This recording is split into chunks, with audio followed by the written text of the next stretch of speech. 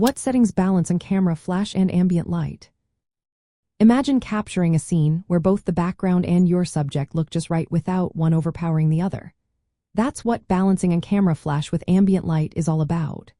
It might seem tricky at first, but with a few simple steps, you can make your photos look natural and well lit. First, start by setting your shutter speed at or below your camera's maximum flash sync speed. This is usually around 1/100th or 1/200th of a second. Keeping it at or below this speed allows the camera to expose for the ambient light without cutting it off. Next, adjust your aperture and ISO to get the background or ambient scene exposed the way you want. If you want the background to be darker, make the aperture smaller or lower the ISO. If you want more light in the background, open the aperture or increase the ISO slightly. Now, controlling the flash is key.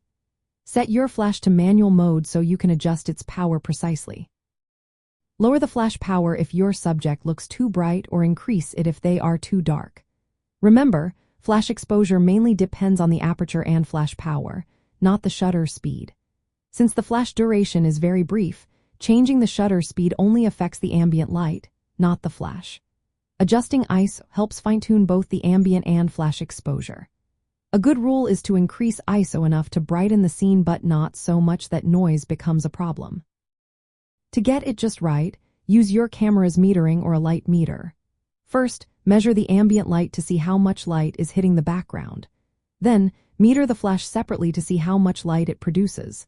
Make small adjustments and take test shots. Lowering the shutter speed brightens the background without affecting the flash.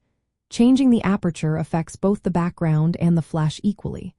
Adjusting the flash power only changes the light on your subject. Using manual mode on both your camera and flash gives you the most control. Also, set your white balance to handle mixed lighting so colors look natural. To sum up, start with the shutter speed to control ambient light, then tweak aperture and ISO for overall exposure, and finally, adjust flash power to light your subject perfectly. Think of it like layering exposures. Each setting influences a different part of the scene, giving you creative control over your final image.